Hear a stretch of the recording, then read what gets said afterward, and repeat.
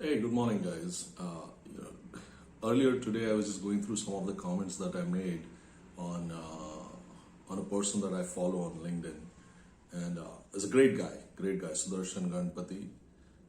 You should follow him if you're looking to get great insights on entrepreneurship in general, personal branding, and on LinkedIn. Great guy to follow. He posted something about how he moved away from engineering on Engineers Day. I find that very interesting, and it's not just him. A lot of us, a lot of my batchmates also have moved away from engineering.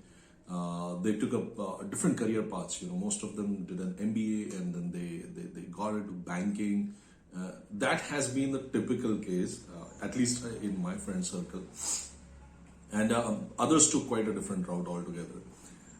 But I just wanted to understand why that happens. And again, this is a personal opinion. It is not based on any evidence that I collected in the past. It's my feeling because it comes from a place of experience. All right. So I was fortunate enough to have quite a few teachers who were quite interesting. They brought a different perspective on the table when they taught a particular course. For example, there was this one teacher who taught how to do integration, or he was trying to solve a problem using calculus in communications. And he taught us a method of not using pen and paper and deriving that formula and the answer just mentally. And that was like that aha moment for me. Hey, this doesn't need me to calculate tons of things on a gazillion pages. It's just intuitive.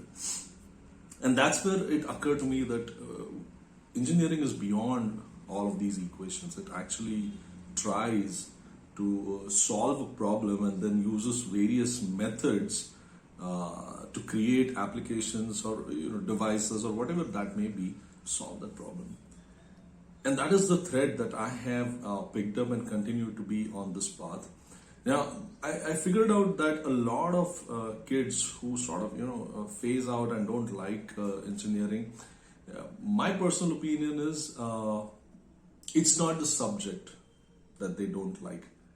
Okay, it's just the teacher that was not able to make it more interesting for them. Think about it. We are in a world where the attention span is barely a few seconds. The teacher has to grab that student's attention in those few seconds and then drive home a concept and keep them engaged for 45 minutes. It's a big challenge.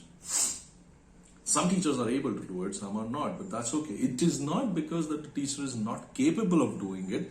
It's just that there's no incentive for them to do it. Please understand that. The teacher is either extremely overworked or they don't have any incentive to do it. Okay? The management should definitely look into this problem. Okay? The management should do the right thing so that the teacher is motivated to be creative.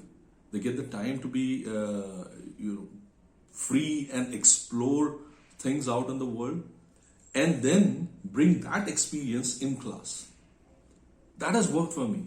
When I'm in class, I teach probably 70-75% of the syllabus in that 1 hour, and the remaining 20-25 goes towards bringing all the experience that I've had in the past 15-20 years in the class. The examples, the anecdotes, the jokes, and all of those things. But that happens because I spend a lot of time contemplating. Right? And that contemplation can be it can be philosophical, it can be technical, it can be crazy. Yesterday, I figured out how to make those crazy shapes using those balloons. They have these artists who would pick up a long elongated balloon and make a sword out of it or some animal.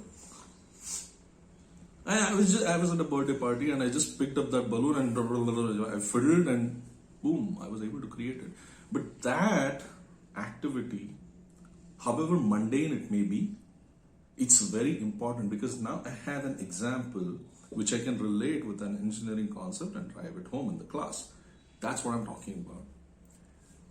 If the faculty is given freedom to explore, to be creative in the way they want to be, I can assure you that they're going to bring in a lot of aha moments in their own life.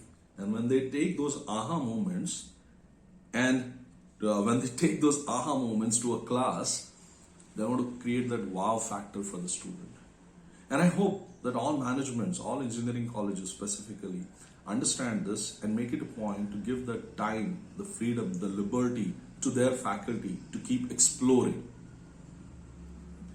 Make this happen, I can assure you that more students will continue on the path of being an engineer and probably develop more engineering companies, if you will, that demand more engineering students. That's how the cycle is going to work. All right, give it a thought and let me know your opinions on this topic. I'll be happy to engage and discuss with you on this one. Thank you so much. You all have a great day ahead.